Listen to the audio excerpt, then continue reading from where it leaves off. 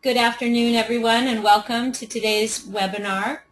We'll get started in just another minute or two. We still have a number of people joining in, it looks like.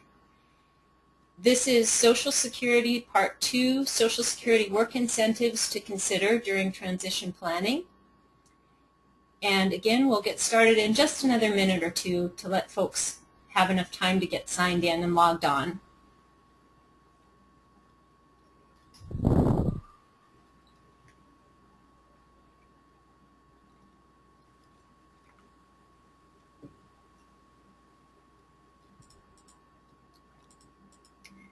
We do have a question that's come in asking if folks will get a copy of the presentation. The PowerPoint is posted on the Rural Institute Transition Project's website, and in the reminder emails that you received, you should have received one email yesterday and one about an hour before today's presentation. The link to that PowerPoint is on that email, and I will put the Transition Project's website and also the Pluck Transition Project's online toolbox website URLs in the message box a little bit later in the broadcast.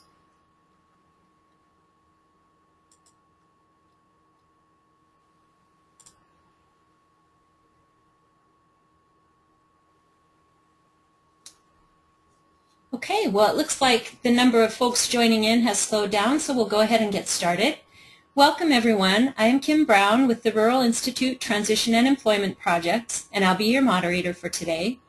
This webinar is sponsored by the University of Montana Rural Institute Transition and Employment Projects in partnership with Children's Special Health Services at the Montana Department of Public Health and Human Services.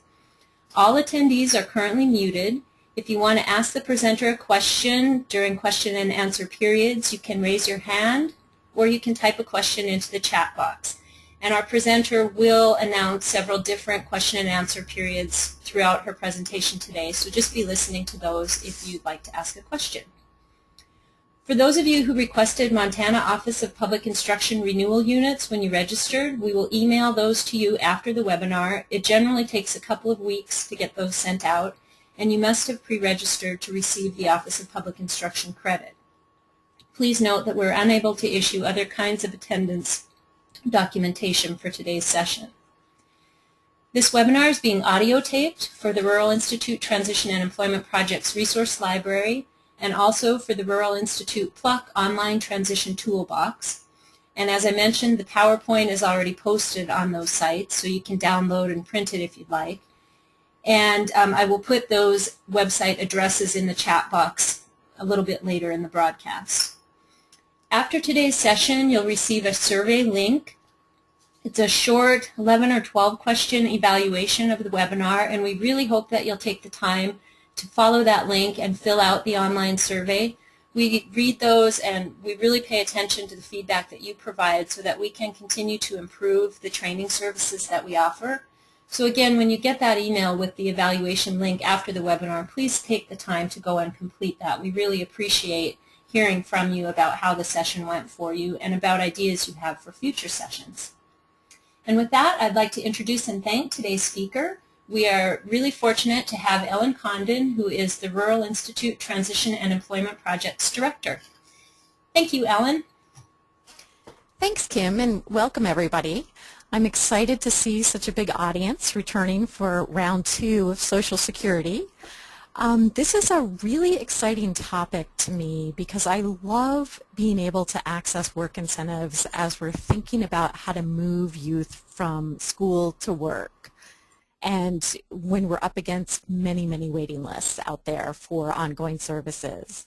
And so Social Security work incentives are a very underutilized resource that can help fund employment and other services and supports to get youth into employment. Now, for those of you who maybe are working with more of an adult audience, all of this information will apply to those adults as well.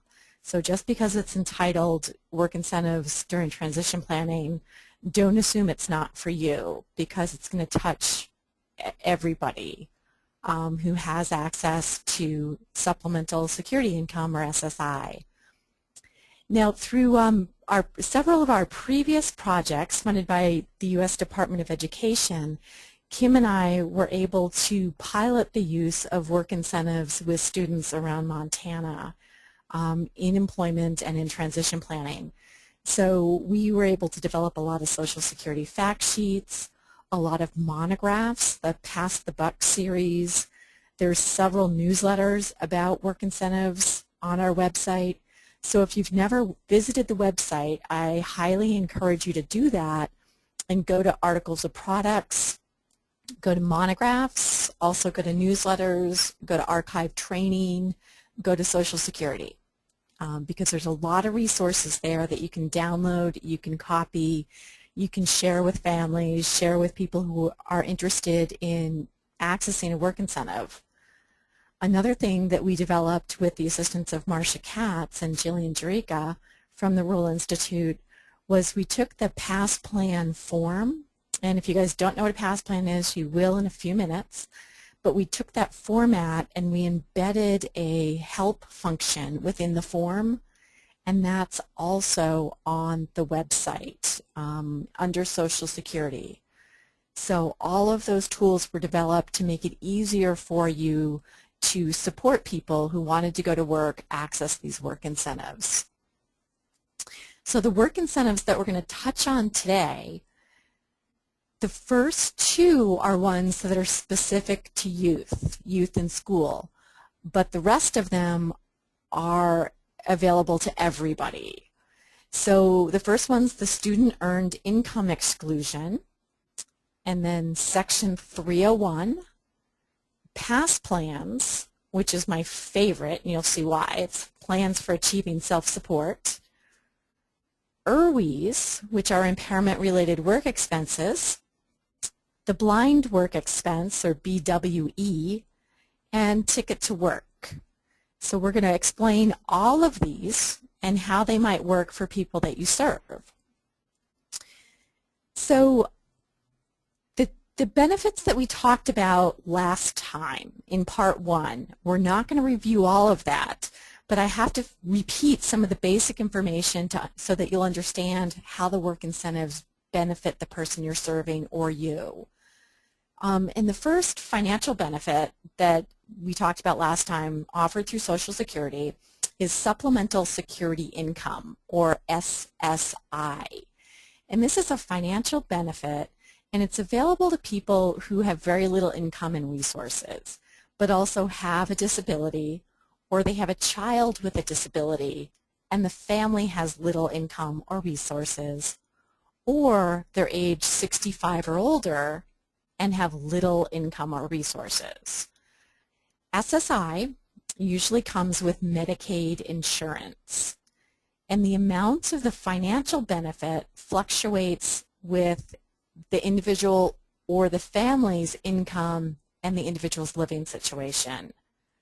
And I'll explain that more in a minute.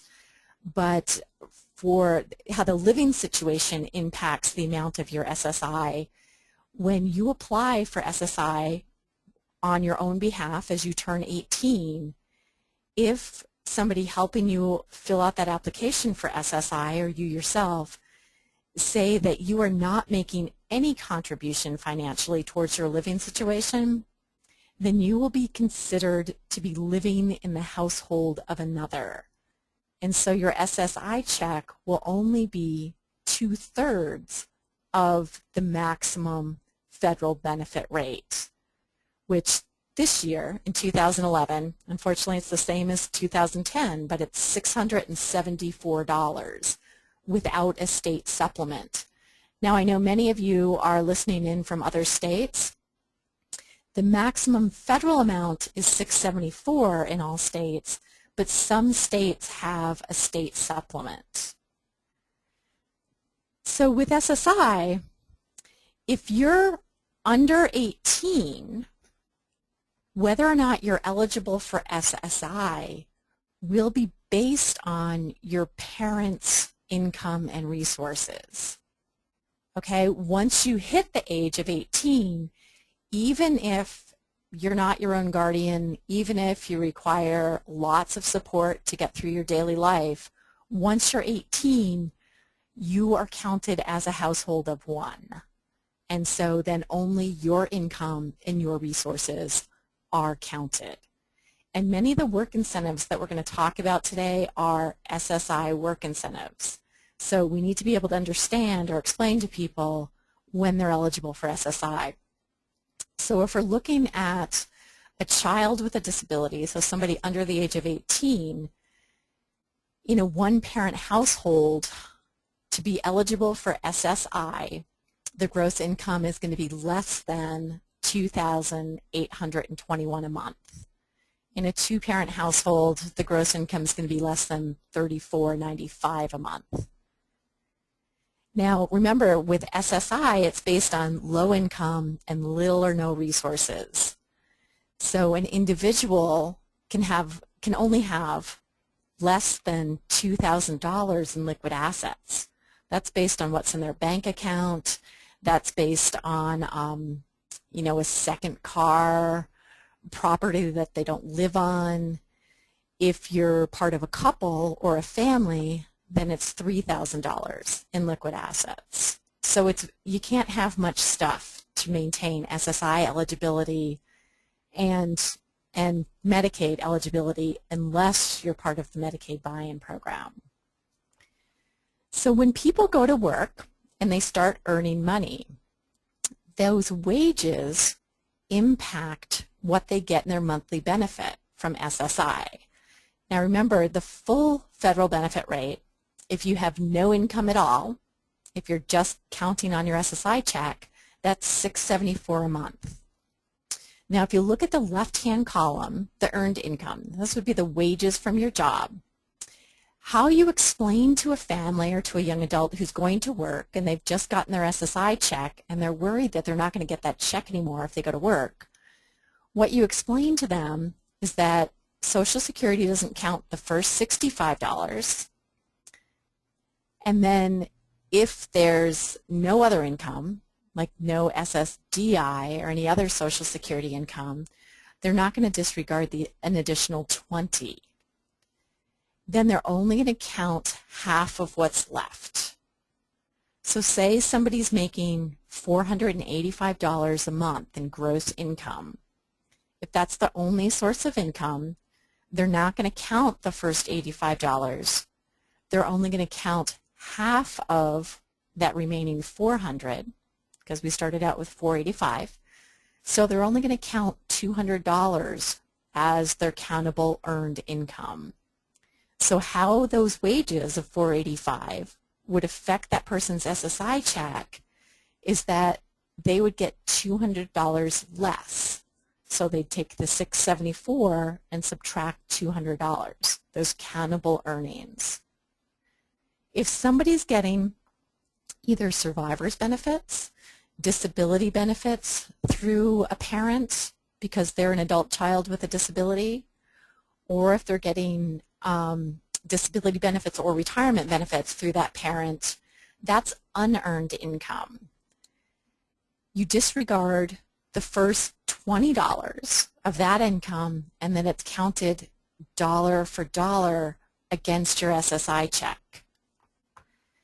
Now, if people are starting to think, oh, this is bad to have income, and because it's going to reduce your SSI check, that's a common fear and it's a common misperception. However, what I'd like you to consider by the end of this webinar is that that might be a really good thing, because if we have income or have a resource that's reducing somebody's SSI check, that makes them eligible for some of these work incentives, especially the PASS plan, the Plan for Achieving Self-Support. So here's the math for the example of wages on an SSI check. And this example, again, is a non-student because the math is a little different for students. With students, you're allowed to earn a whole lot more money while you're still in school before it's going to reduce your SSI check, which can be good or it can be bad, and I'll explain both. So again, if you're earning $485 a month, you're going to subtract that general income of $65, that exclusion, then you're going going to exclude the other $20. So Social Security is only going to look at that first $400, and then they're only going to look at half of the $400. So that's your countable earned income. And this is why if you're an SSI recipient, you're reporting your wages to Social Security every month. And this is the math they're doing to determine the size of your SSI check. So after deducting or excluding that $85, dividing that amount in half, they subtract your SSI check by $200, so the person's going to get $474 a month. However, if they're working, they also earned $485. So they have that amount of income, which is more than $674. So if people ask you, if I go to work and it impacts my SSI check, will I end up with less money? Typically not. The other thing that you need to look at if you're counseling people about their financial situations and income, make sure you're also looking at how income impacts their food stamps, their Section 8, their heating assistance, all of that. But today we're just talking about the impact of income on the SSI check, and also how that enables somebody to access a resource such as a PASS plan. Now, student earned income exclusion. This is for full-time students, so it can be a special ed student who's in high school, or somebody who's attending college as well, or an 18 to 21-year-old program that's still part of an IEP or a work prep program. They've got to be participating at least 12 hours a week. So again, this is, somebody's past the age of 18 up to age 22, they can still qualify for this work incentive called the student earned income exclusion. They can earn up to $6,600 a year or $1,640 a month before you apply that subtract 85 divide by 2 formula. So they can earn this amount before their SSI check will be reduced by those earnings. However, remember, with SSI, it's about income and it's about what your resources look like. So they can earn up to $6,600 a year, but if they have more than $2,000 in their savings account, they're going to bounce themselves off of SSI eligibility and Medicaid eligibility unless they shelter those savings in an account that Social Security recognizes as a sheltered account. They don't count it as a resource. A PASS plan is one of those accounts. Now, if somebody's over the age of 18 and they're not going to high school anymore, or if they're 19 or 20 and going to high school, you want to make sure that Social Security understands that this person is still a student. So if you can send documentation with their wages, or the family can do that as they report their wages each month to Social Security, also provide documentation that the person's still enrolled in school to make sure that this student earned income exclusion is applied to their case. Okay, if you guys have questions, go ahead and type them in or raise your hand. I don't want you guys to be confused on one of the sections as we head to the next section. And I'll stop and answer the questions throughout. Alicia, do you still have a question? Your hand was raised.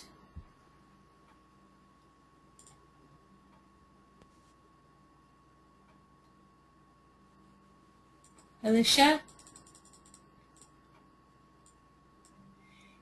If you're dialed in on the phone, you need to enter your PIN number to be able to unmute your line. Or you can type your question, even if you had your hand raised. Okay, Carol? as we're waiting. Oh, sorry. Go ahead. We also had a hand raised from Carolyn. Are you there, Carolyn? Okay, it looks like Alicia. Oh.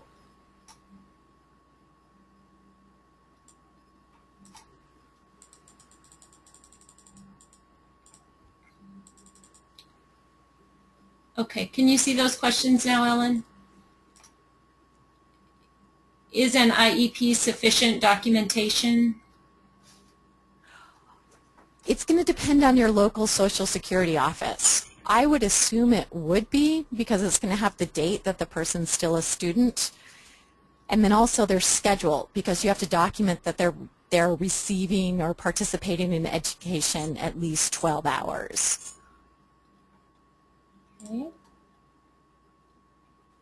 If student status was reported to SSA with supporting documentation of a student's intent to remain in school for the year, does it need to be submitted each time wages are reported? No. No, you should be set for the year. Okay. I currently have a student who is cognitively disabled and works at a clothing consignment store part-time through our STEP program. Is that what you mean by a work prep program? If they're still considered a student and part of education, yes. If they're still enrolled in an education program, that would be considered a student. And so they should still qualify for the student earned income exclusion. Okay.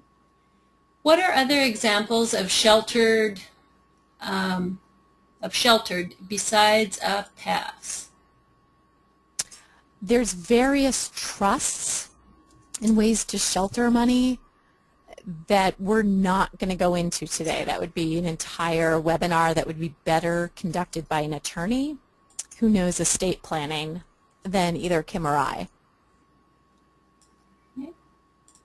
But there are two items that people can own: a house that they live in and their main vehicle. Even if they don't drive that vehicle, those are not considered resources.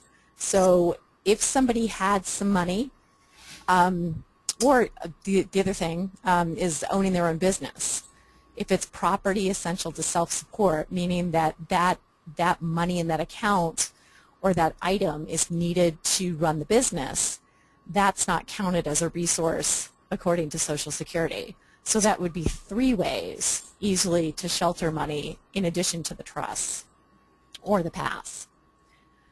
Okay, so let's move to section 301, and we'll give you guys more chances to ask questions.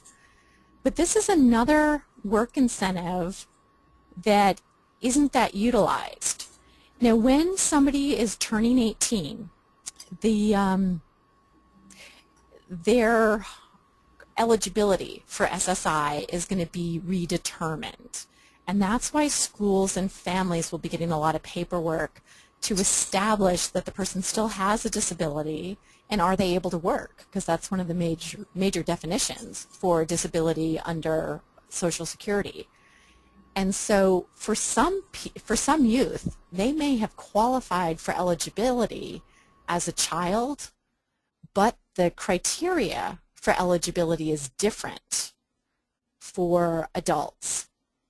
And so if there's a risk that this person, when they're redetermined eligible, is not going to qualify, if they are enrolled with folk rehab when they turn 18, or if they're still enrolled in special education during 18 to 21, then Section 301 would enable them to maintain their SSI and their Medicaid eligibility, even if they are no longer considered eligible or have technically recovered, would be the term, as an adult.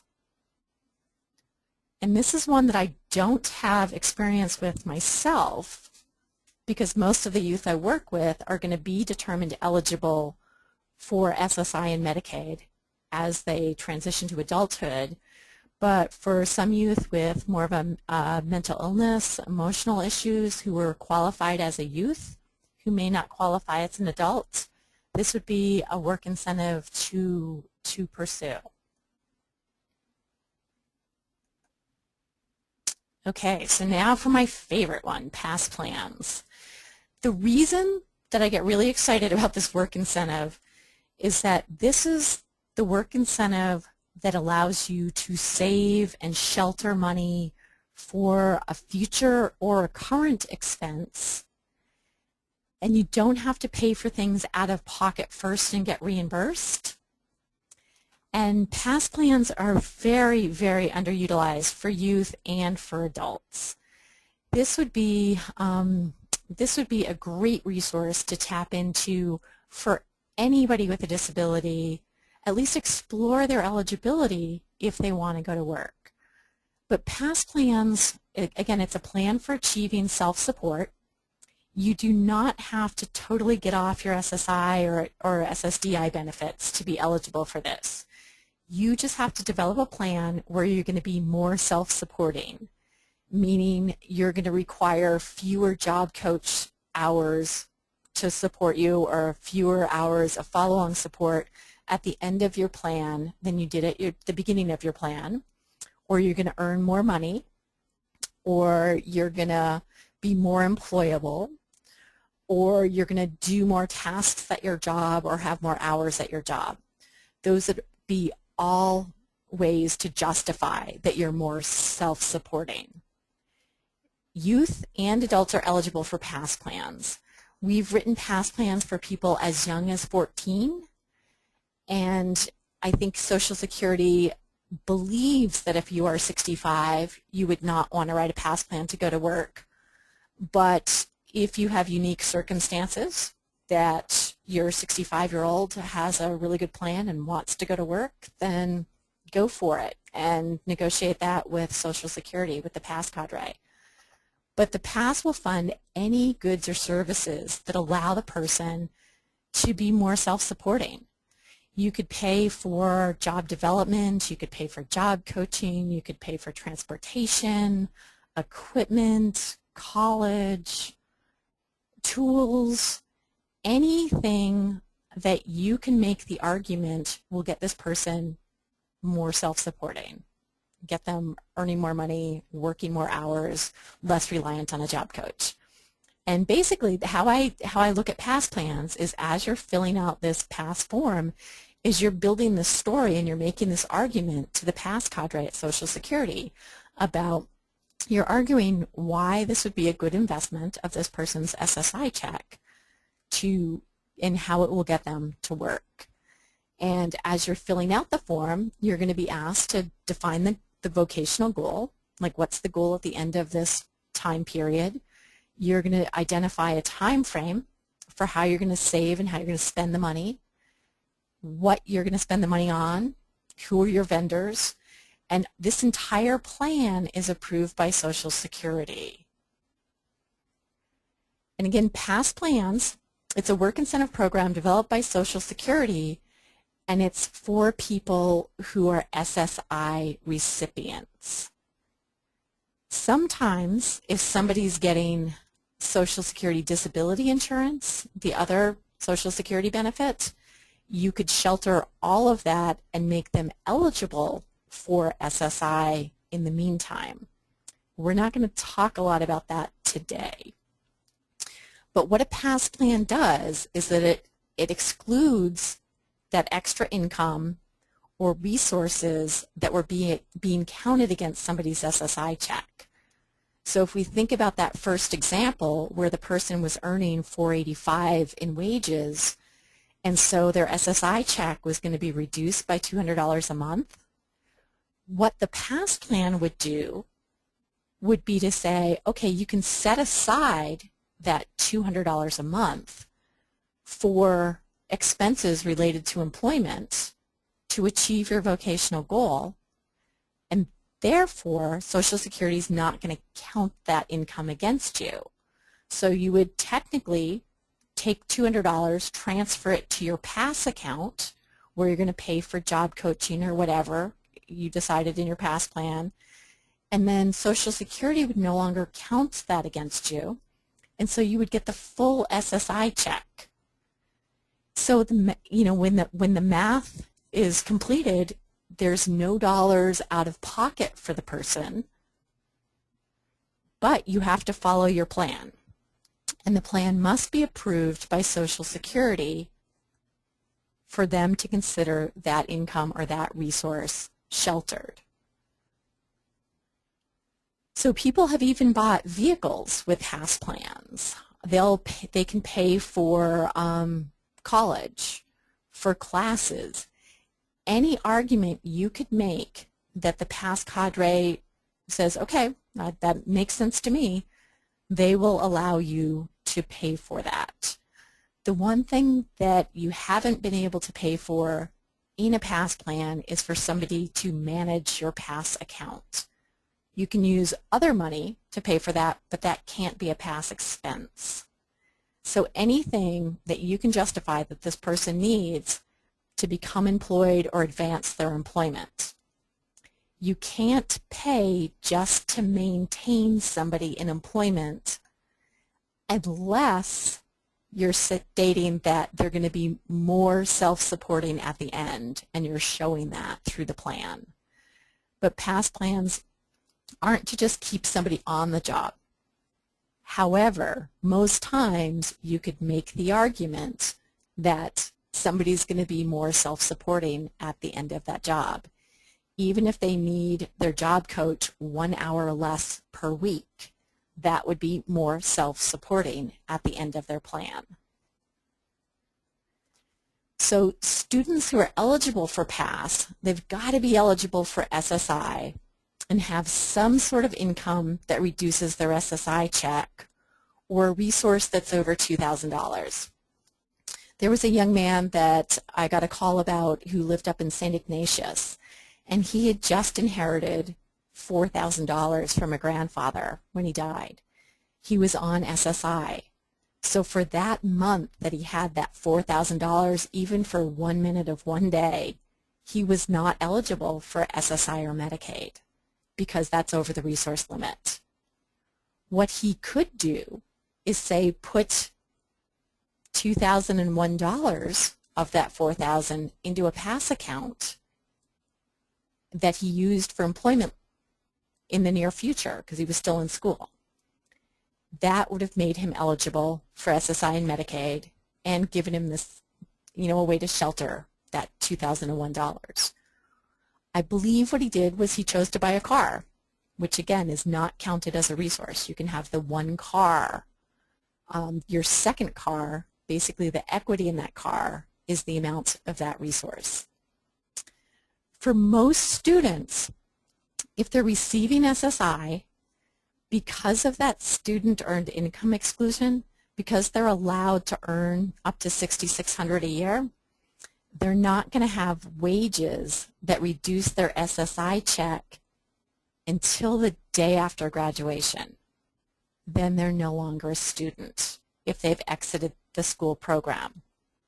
That's when they're going to be eligible if they only get SSI. However, don't be dissuaded. There are many, many students out there who I keep finding who also have some sort of unearned income that reduces their SSI checks. So if that student has survivor's benefits, if their parents retired and they're considered an adult child with a disability, they'll be getting this DI check. That reduces SSI and so makes them eligible for a PASS plan. If their parents are drawing disability benefits and they're an adult child with a disability, they will also get a DI check. That's all of these unearned sources of income. These are the easiest PASS plans to calculate. They are the least risk and the most lucrative. We've also written PASS plans using somebody's adoption subsidy. For some children with a disability, if they're adopted from other states, they come with an adoption subsidy that reduces their SSI check. So just think anything that's reducing their SSI check will make them eligible for a PASS. Now, if it's a student and they want to save some of their wages without making themselves ineligible for Medicaid, then they can shelter that money, which would be considered a resource at that point, in a PASS plan, as long as they've written it out and got it accepted by Social Security as a plan for self-support that they're going to use to become more self-sufficient and self-supporting. Sometimes, and again, the math has to be just right to make this work, to make it work out for the family. But if a student is under the age of 18, and because they're under 18, eligibility for SSI is determined based on parent wages and resources.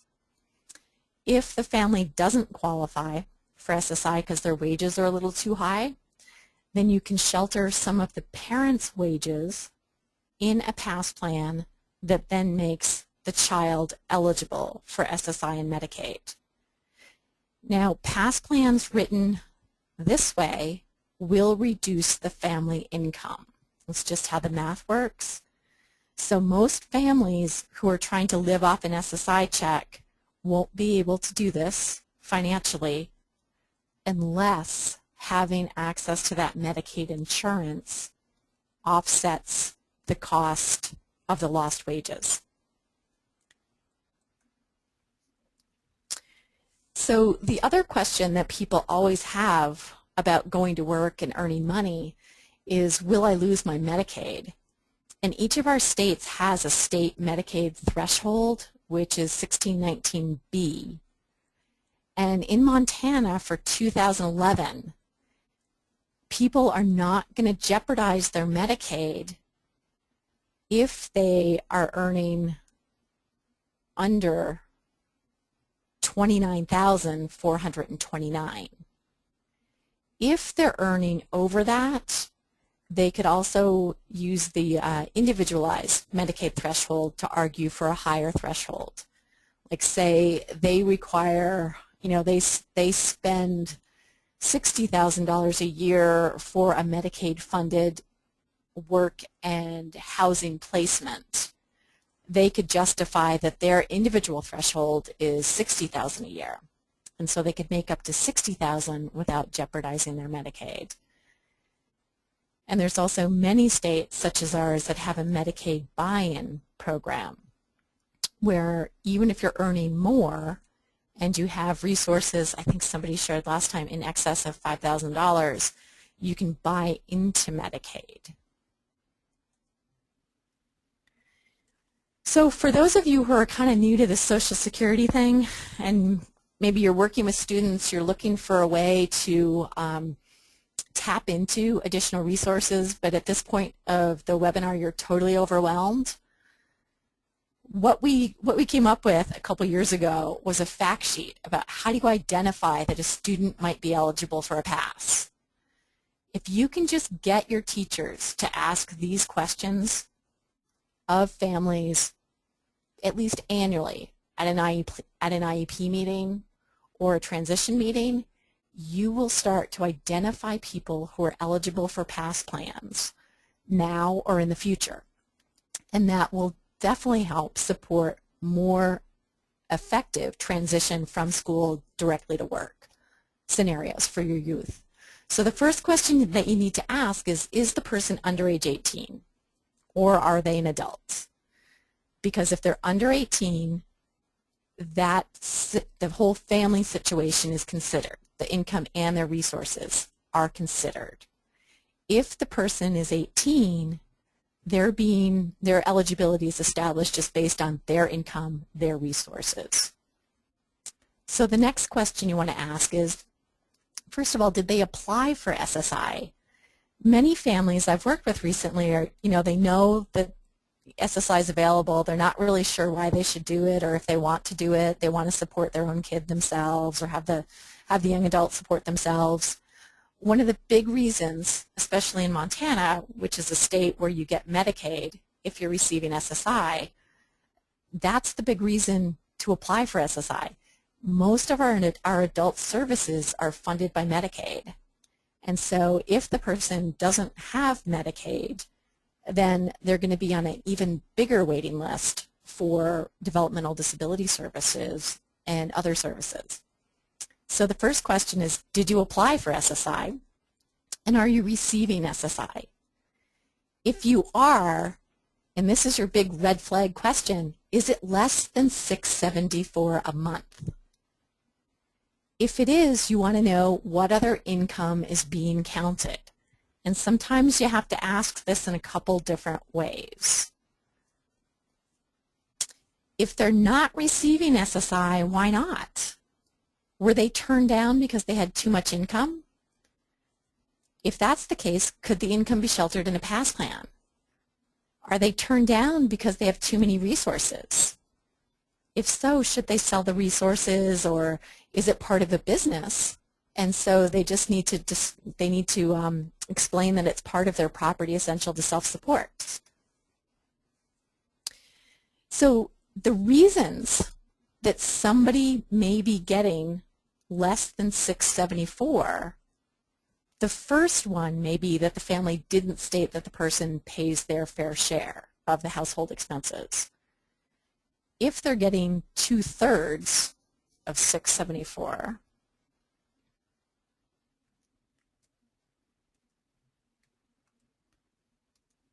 or $449, then that's probably what happened. If they're getting some other amount, you need to keep asking questions. Is one of their biological parents deceased? Is one of their parents retired? Is one of their parents not working and they're drawing disability insurance?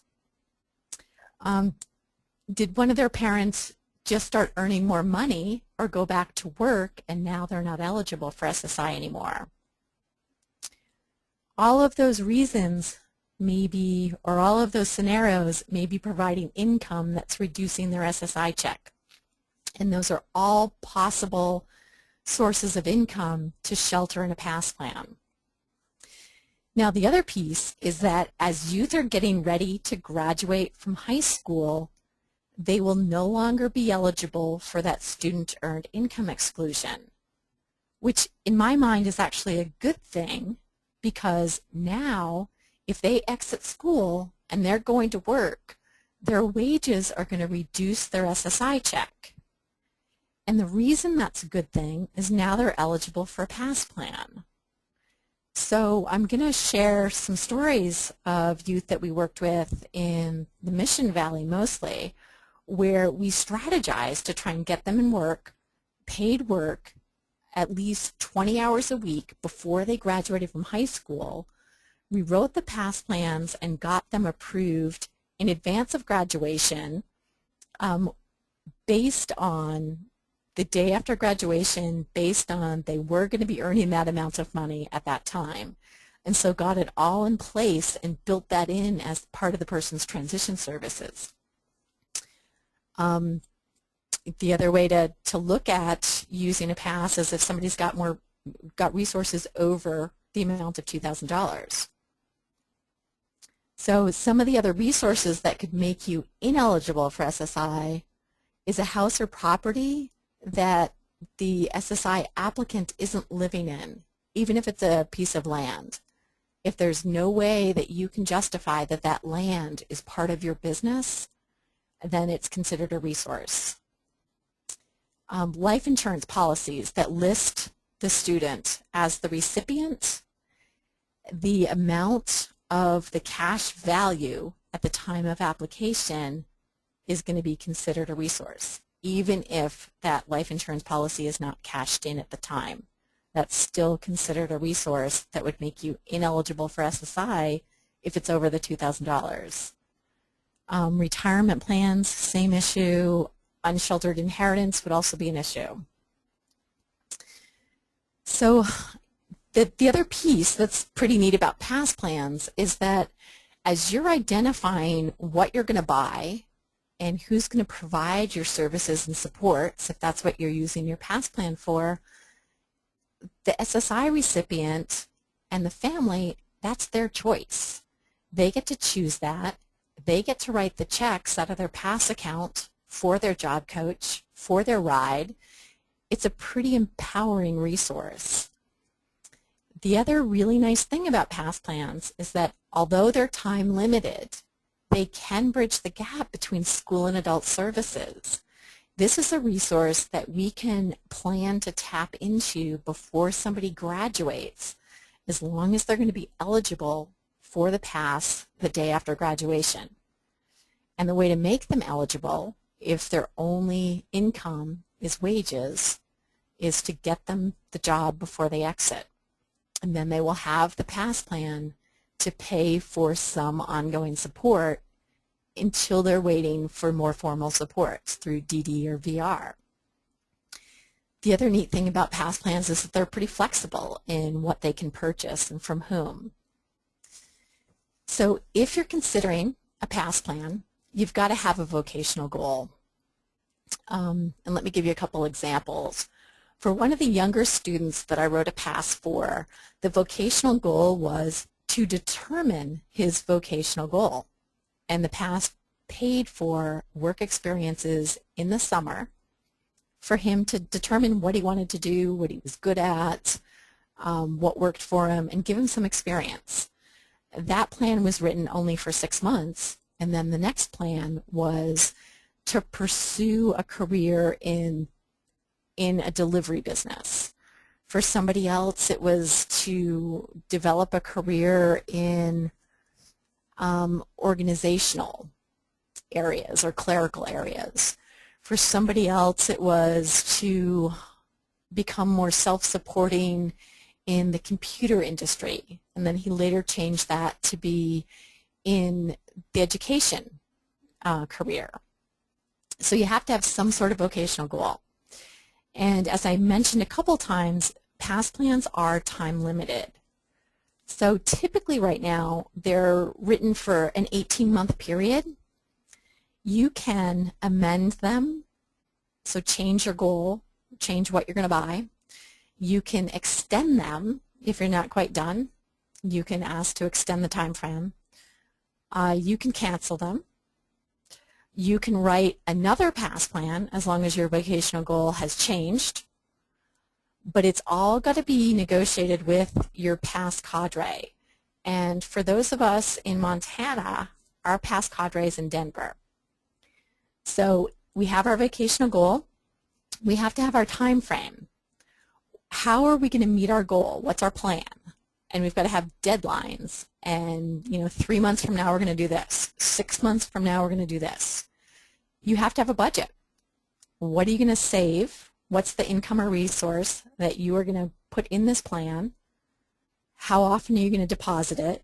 And that's going to be individualized based on your benefits analysis and your income analysis.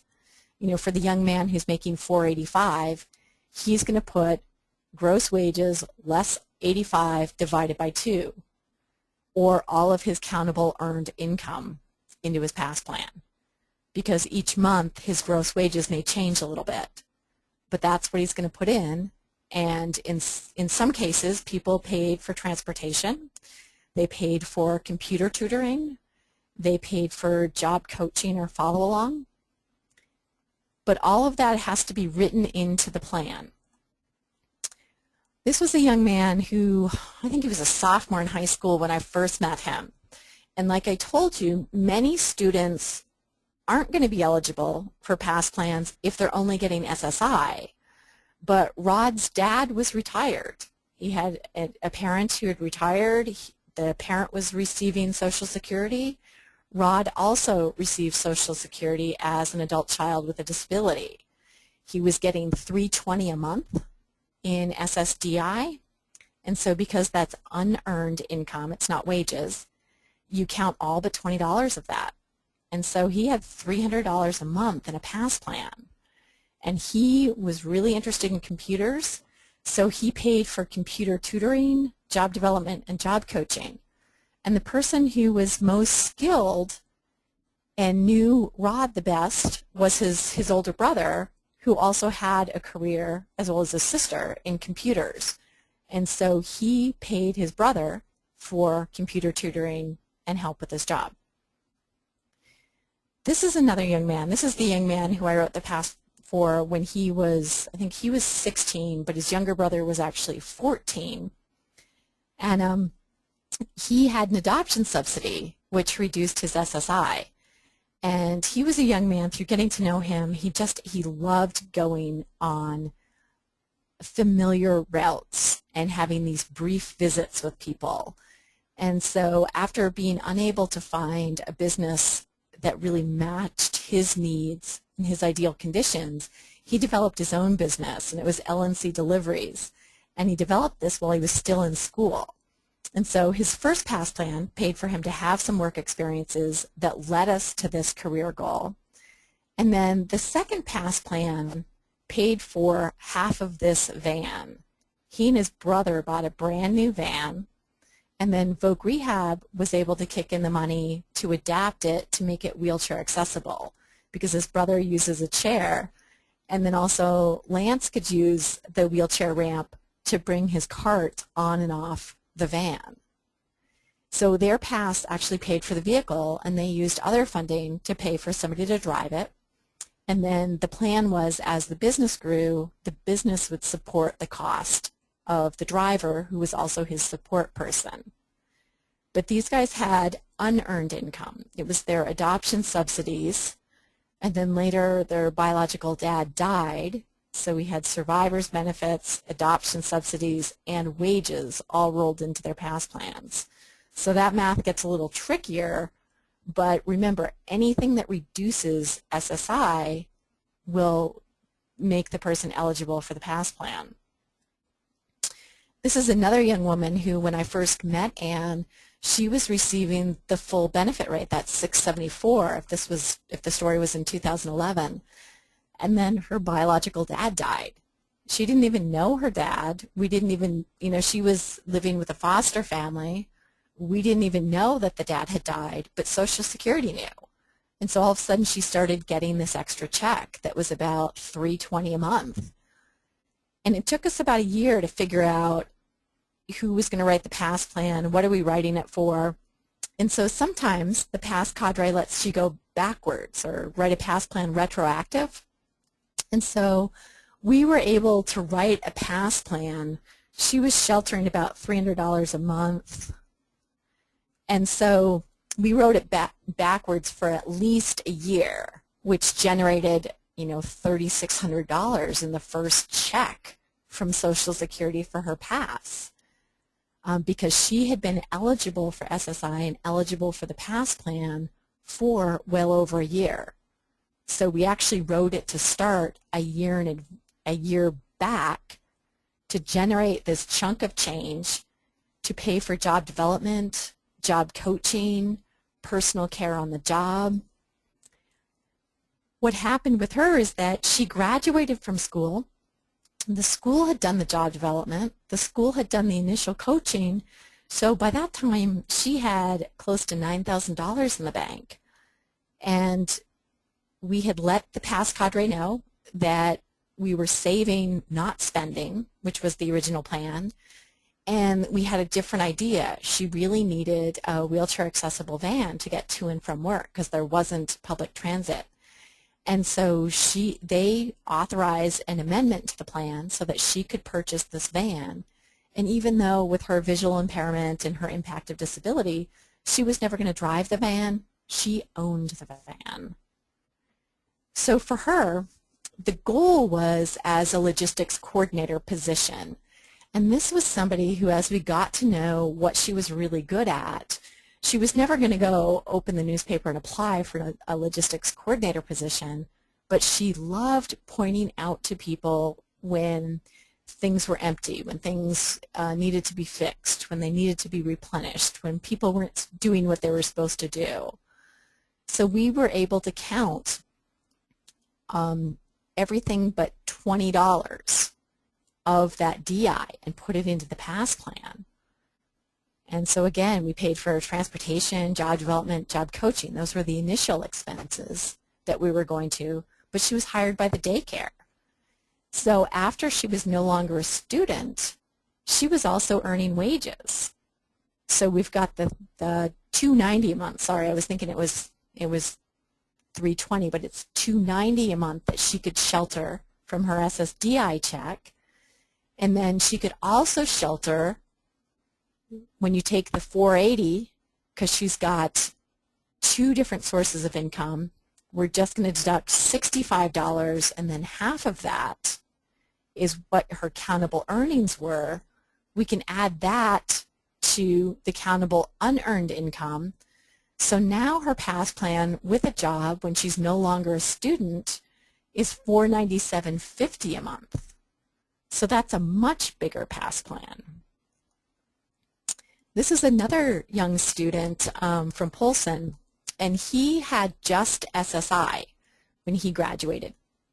And he's the young man that I wrote the PASS plan for and said it was going to begin the day after he graduated upon getting a paid job. The PASS cadre was totally confused when I sent this PASS plan in ahead of time. They're like, well, he's not even eligible yet. And I said, yeah, but we're in the midst of transition planning, and it would make the whole team feel better if we knew that there was some sort of ongoing support, funding for him once he graduates if we have him in a job. And so they were like, okay, we'll approve it based on the fact that he's no longer a student and that he's got a paid job. And the amount that we sheltered, and again, this is exactly how I wrote it, was gross wages less $85 divided by 2. So all of his countable earned income was going to go into the PASS. So when he got a paycheck, he would subtract $85 divided by 2 and then deposit that amount into his PASS account. And he hired his retired teacher to help him maintain that, to help him not maintain the job, because we can't say that we're maintaining the job through the PASS plan, but to help him become more independent, develop more skills, work more hours, earn better wages. And so when he would start to get stuck or he would start to have issues on the job, he could call his friend Don, or the workplace could call Don. And then Don would invoice McLean, and McLean would write him a check out of his PASS plan. And when you're sheltering wages, that's how it works. But what you're doing when you write a PASS plan is you're saying you're going to deposit either your DI check or your wages into the account so that it's not counted against your SSI check, but you're going to use it to achieve your vocational goal.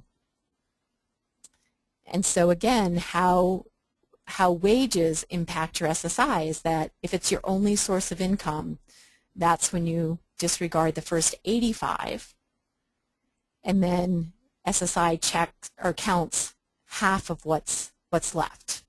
And so that's the amount you can put in your PASS plan. That's why each PASS plan is individualized. It's based on your earnings or based on your unearned income. So let's break for questions for a second, because I'm sure somebody's confused at this point. Okay, and we have a couple people whose hands have been up for a long time, so we'll see if we can unmute you, but if not, you'll have to type in your question if you can. Valerie, you had your hand raised quite some time ago, and we've just tried to unmute you. Are you able to ask your question now, or do you still have a question?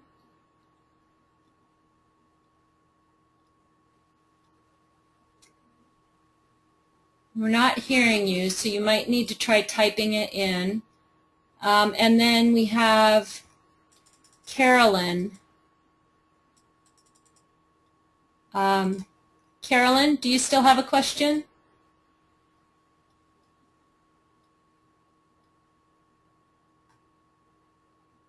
Okay. We'll take a look at the written questions. Does involvement in an active DVR work experience or training plan count as work prep if the individual is no longer in school?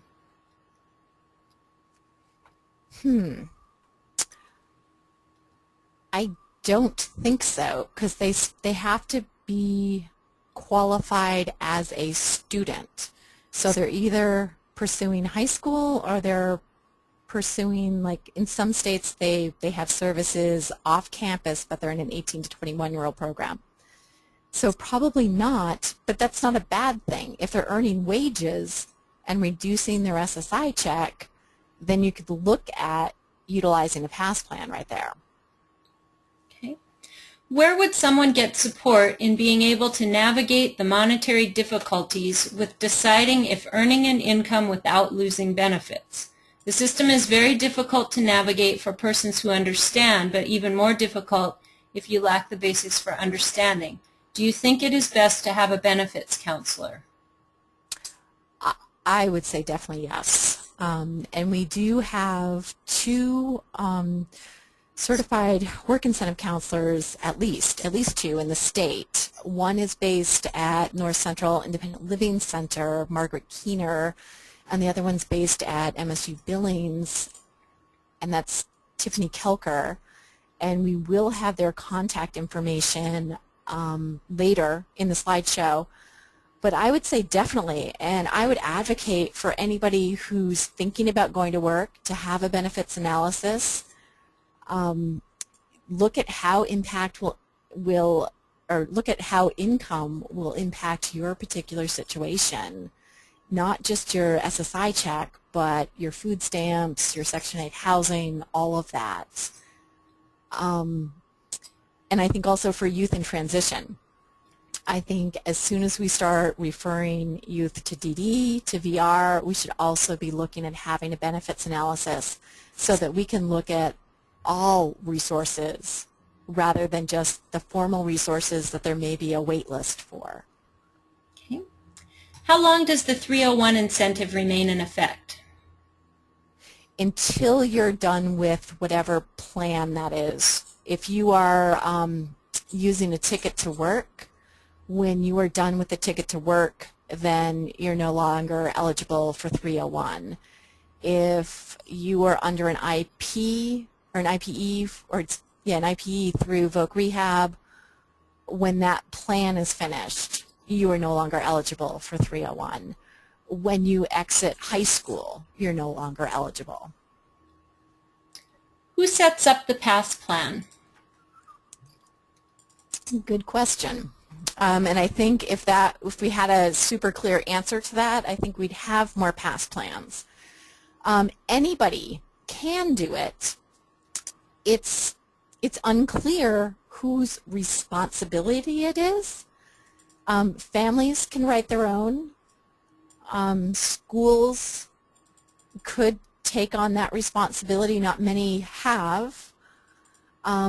Some of the work incentives counselors will help you write one.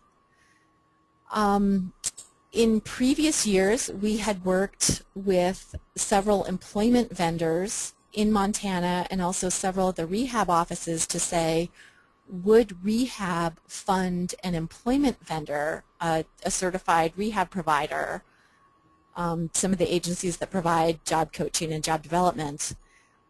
And Voc Rehab was paying for them to write the PASS plans up to 10 hours at their hourly rate. And I think that's still happening a little bit.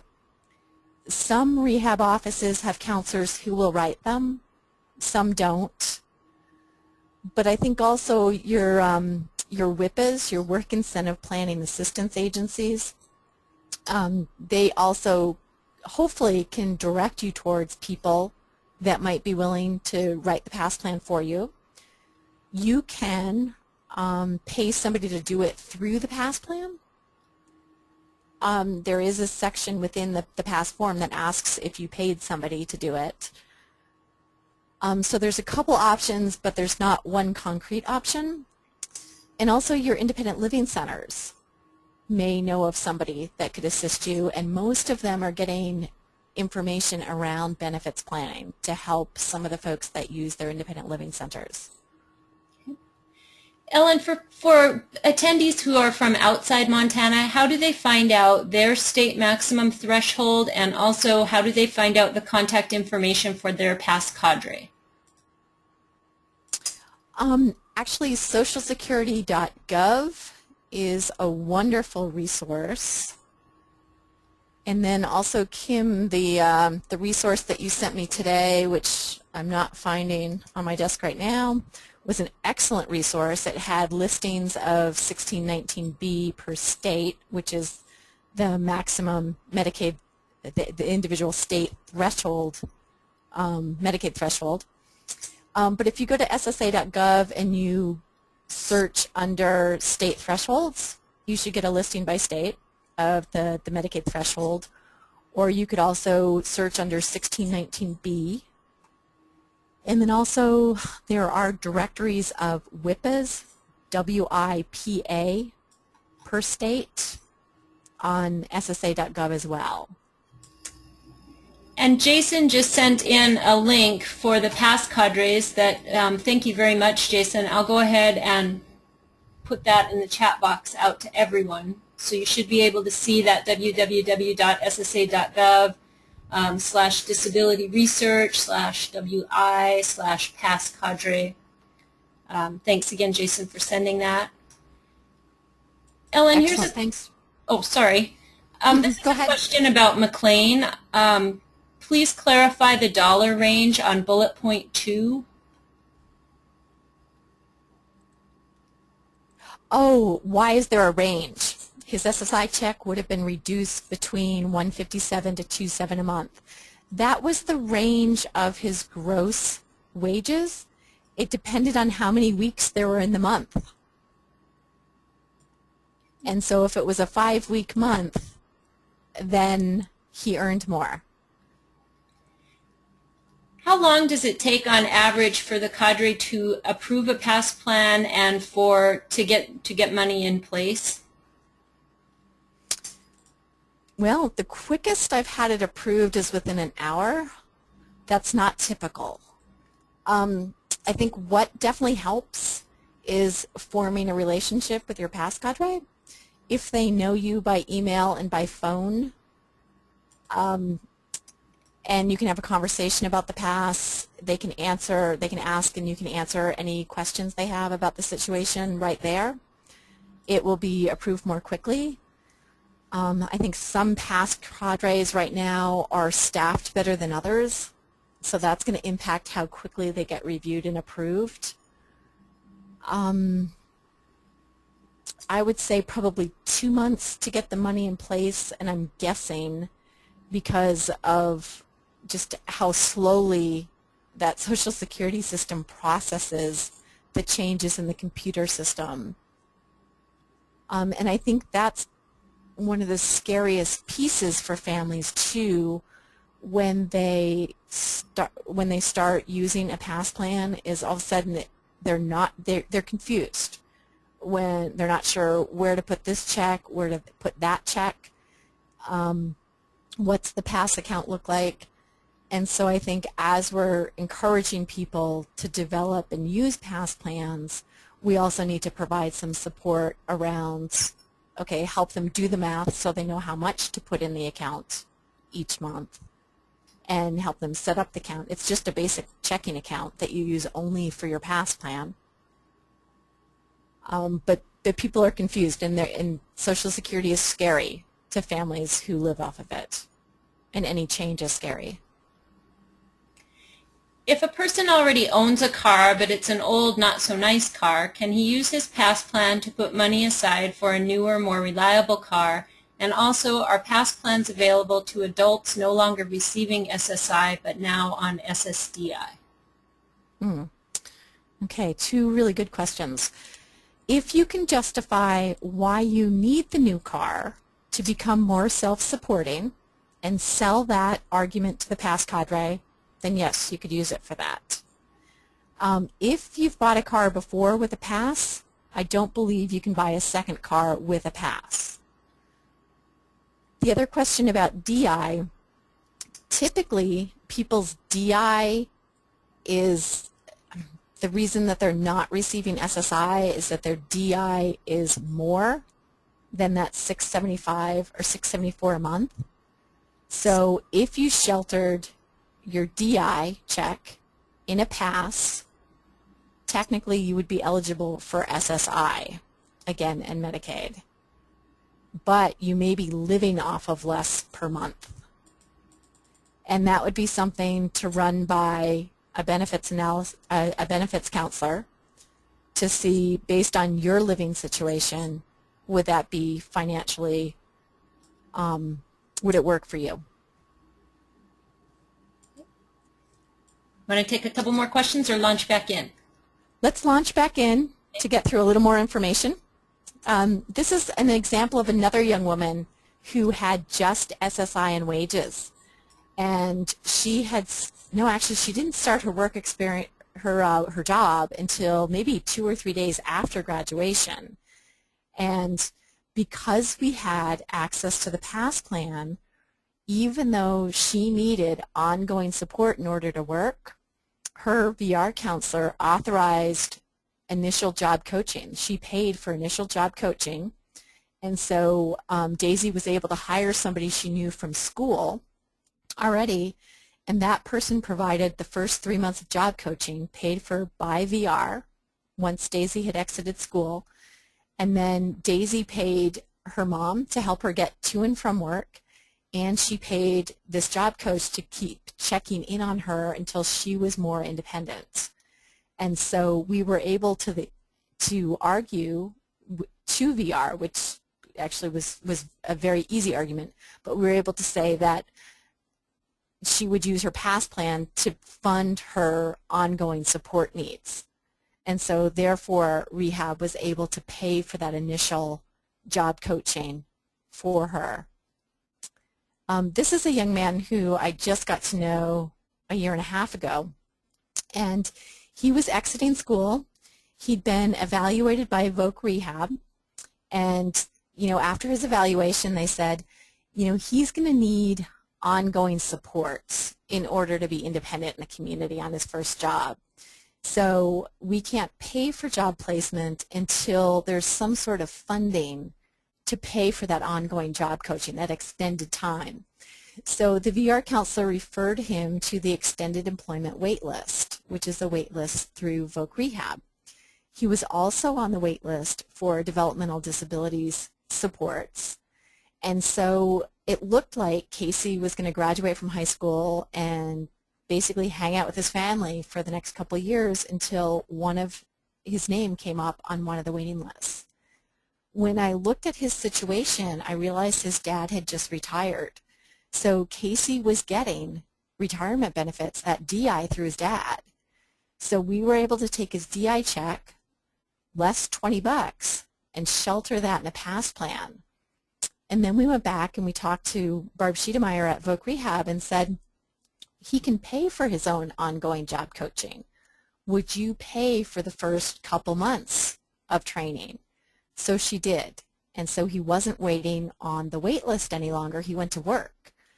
And based on how much he had in his PASS plan, he could pay for about 6 to 8 hours a week of job coaching. So he's not working half-time, but he's also not sitting around waiting for his name to come up on a wait list. After about a year and a half of being out of school, his name did come up on the wait list. So he's still working at Famous Dave's. The job coach that he paid with his PASS plan no longer works with them. However, he's able to hire another CRP, or a Certified Rehab Program, in Missoula to provide his follow-along support. And that's paid for through extended employment. So there's a couple other work incentives I wanted to touch on. One that's a whole lot less paperwork is the impairment-related work expense. So this is another one that will reduce the amount of impact that your wages have on your SSI check, but some things that make it different than a PASS is that you, first of all, you pay for the expense out of pocket, and then you get the money back, but you only get half the money back in your SSI check, just based on how you do the math. 50% of the expense is reimbursed to you. So if somebody's game, I'll always go for the PASS plan first because it's more lucrative for the person. The other thing that makes the IRWI different is that the expense has to be impairment related. It can't just be a work expense. It's got to be work and impairment related. The cool thing is you don't have to write a plan.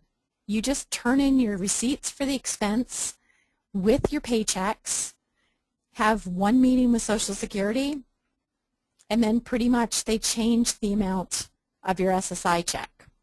So half of your expense is reimbursed. IRWIs are not time limited. So after your pass runs out, if you still need some support, maybe you kick into an IRWI next. But these are quicker, they're easier to do, but the return is 50 cents on a dollar, whereas with pass plans, you can save, you can use that account to pay, and you're more creative with what you can buy with them.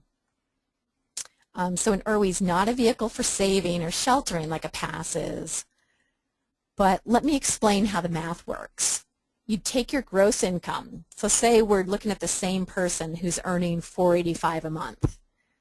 You disregard the first $85 because Social Security doesn't count the first $85 of your income. So then you have $400. Now, you don't divide it in half yet. You subtract the cost of your impairment-related work expense. So say this person's paying for job coaching out of pocket, and they paid $200 that month. So they subtract $200 from the $4, and then they divide the remainder in half. So now, instead of having $0 of countable earned income like you would with a pass plan, if you paid for job coaching in a pass, you still have $100 accountable earned income. So that's going to come off the top of your SSI check. So your SSI check is going to be reduced by $100, and it's going to be $574 instead of $674. All of these formulas are pretty consistent. You can look them up in the Social Security Red Book, or your benefits counselor can share this with you. But just remember that IRWIs have to be impairment-related work expenses. You pay for them out of your pocket, and then you get reimbursed in a partial return on the expense. But it's about 50 cents. It's about half of the benefit that a pass plan would be. But they're not time limited. Now, for folks who qualify as blind under Social Security's definition, any work-related expense, even if it's their FICA taxes or insurance taken out of their paycheck, their lunch, their transportation, their guide dogs, even their guide dogs' food, any expense that's work-related, whether it's related to their blindness or not, can be deducted. And the way the math works is similar to the pass. You deduct 85, divide by 2, and then subtract the expense.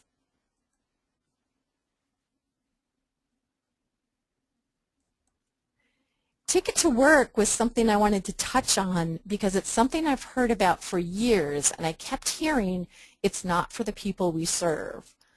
And I sit on the TASH Employment Committee, and Bob Williams from Social Security, who is the ambassador for the Ticket to Work program, has been meeting with us on a regular basis to try and encourage us to look at accessing Ticket to Work for people who want to go to work, who have a more significant impact of disability. And what Ticket is, it's another work incentive program, and it's different than PASS and IRWI. Basically, our Social Security recipients, either SSI or SSDI, who are at least age 19, will get a ticket from Social Security. And the ticket is to purchase employment services through an employment network. And to be an employment network, you had to fill out a load of paperwork and be approved. And in Montana, what I could find online is that our Voc Rehab offices are employment networks. Easter Seals and Goodwill, Aware is a ticket provider or employment network, CORE in Billings, Montana Work Solutions in Hamilton, and Salish Kootenai Community College up in north of Polson, south of Polson, are all employment networks. SSA.gov can provide a list of employment networks in your area. To date, the agencies I'm familiar with haven't taken somebody's ticket. One of the misperceptions is that the ticket should be the sole funding source for job development and job coaching. If you look at it that way, an agency will say it's not enough money to pay for somebody with ongoing support needs in order to go to work. However, if the person is 19 and in school, and the school's providing some of the job coaching, some of the job development, Voc Rehab is kicking in some money as well, because our goal is to get this person working before they exit school. And then we're also looking at a pass plan. This is somebody who could really tap into use their ticket and pay either Voc Rehab or one of their local vendors to also provide some support. Now there's two different payment mechanisms for the employment networks. The one thing I didn't mention is that schools could be an employment network, a business could be an employment network, a parent could be an employment network. You just have to apply. But there's the milestone system of payment, where as soon as that job seeker starts earning $720 a month for 1 month, the employment network gets a check for $1,279. Like, say a school was going to be doing this anyway, getting the person employed. Would they want to be an employment network and get that $1,279? Milestone 2. Okay, so the first month goes by, the person's earning, basically it's 23 hours a month at minimum wage. This isn't big earnings, guys. Milestone 2, within the next 6 months, the person's still employed, and for 3 out of those 6 months, they earned $720 a month. Again, it's a little over part-time at minimum wage. If they're getting more than minimum wage, it could be part-time. The employment network gets another $1,279. And then the following 6 months within the next year period. So what if VR and schools and some of the CRPs start exploring ways that they can all work together to transition youth from school directly into work? They can work more collaboratively and therefore more cost effectively for all of them. Look at the tickets and then also look at utilizing pass plans as well.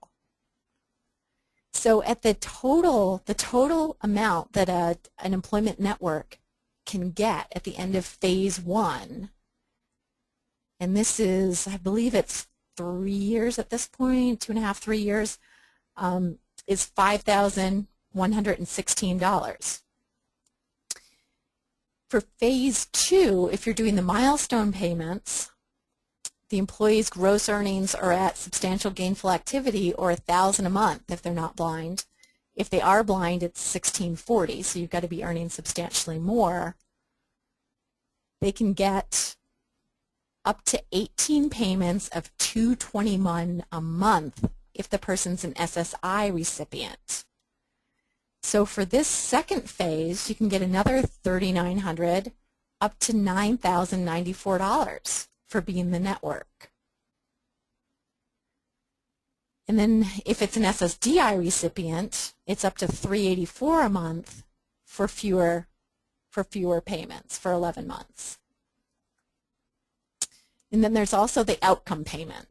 Basically, if you choose either the milestone payment or the outcome payments. But the point I wanted to make is that this isn't so far out of reach as we have always thought it was. And so I'm hoping that there's folks out there that may want to look into this and see, does it make sense for you to be an employment network? So as we're thinking about incorporating work incentives into transition services, there are so many kids that I just stumble over who are eligible for pass plans even before they get a job. We've got to make sure that we're identifying those kids. Part of the issue, however, is who's going to write the PASS plans. So think about who's going to benefit from kids having a PASS plan. We know that it's cheaper for kids, for voc rehab, if kids go to work right out of school than it is for them to sit at home and then go to work, or go through the sheltered workshop and then go to work. That's data that's just come out of Kent State. So rehab would benefit. It'd be more cost effective for them if kids would go to work right out of school. And if we have a PASS plan to help offset some of the costs, maybe schools and rehab and the PASS could all work together so that nobody's incurring all of that cost together. Maybe there's some families who are wanting a second source of income and they're really good with math and numbers and Social Security, and they want to start writing PASS plans for fees. Maybe there's a DD service agency that wants to offer this as a billable option as well. So think about who wants to write PASS plans, who might pay them to write PASS plans. Also, when I've talked to some of our adult service providers about are we using PASS plans for our adults in employment services, most of them have said, you know, we have once or twice, but now nobody's skilled in that area anymore. For most of the adult service agencies who are funded by developmental disabilities, 30% of the folks on your rolls will be eligible for a PASS right now. And again, typically 30% of those folks have both SSDI and SSI. Those are the least risky PASS plans.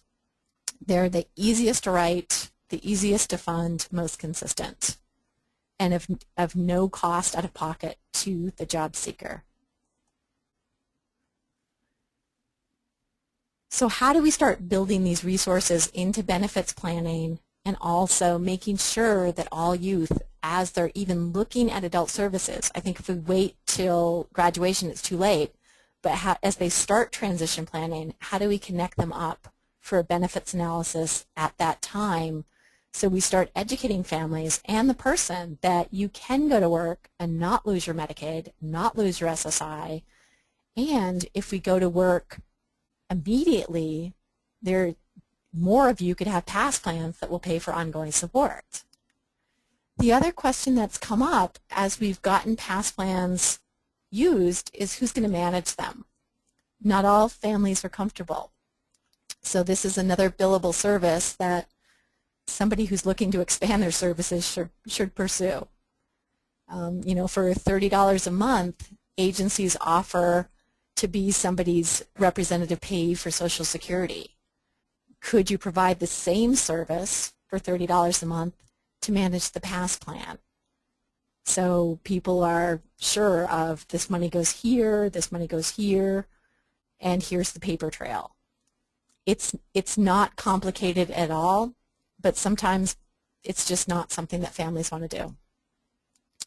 The state resources for Montana, here's the number for Margaret Keener in North Central Independent Living Center, and the number for Tiffany Kelker, who's at MSU Billings.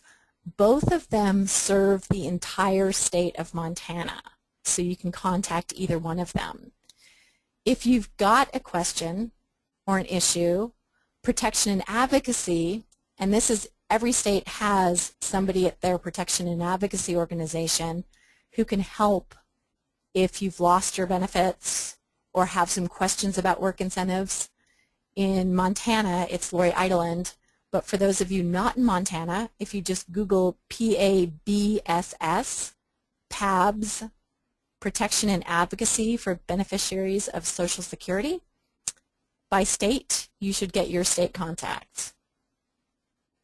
Okay, we've got time for questions as well. Actually, we don't. We're right at time.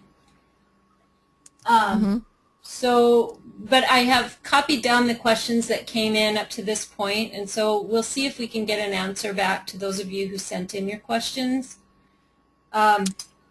We do want to let you know that the PowerPoint that was posted on our website over the last week and a half, some of you may have downloaded and printed that out. It has been updated to add the Ticket to Work slides that Ellen went over today, and that updated PowerPoint is posted on the Transition Project's website. So if you want those Ticket to Work slides and you don't have them, you can go to our site today and download and print those slides. Just a reminder that we do have the web-based evaluation link that we'll send out after today's call, and we really hope that you'll take the time to complete that short survey. And our next webinar will be Guide to Success, Navigating Montana's Developmental Disabilities Program, and that will take place on June 21st from 1 until 2:30 Mountain Daylight Time. And the registration information for that will go out in the next couple of weeks. The recording from today's presentation will be posted to the Transition Project's website and also to the Rural Institute Pluck online toolbox site, and both of those addresses should be in your chat box. Did you have any last minute things you wanted to say, Ellen?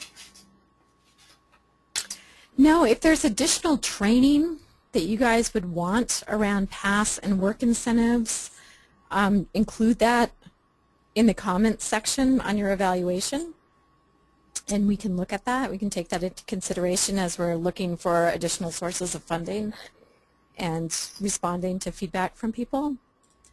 Kim, do we get cut off at the end of 2 hours with this system? It's just an hour and a half, so we end at 1:30. Oh, okay, yeah, okay, yeah. Okay. Yep, that's too bad. Sorry, guys. I added the Ticket to Work information because we ran a little short last time, so I wanted to make sure you got your money's worth today. So. All right. Well, thanks to Ellen for the great presentation today, and thanks to all of you for taking time out of your busy days to attend. Have a great afternoon. Thank you, everybody.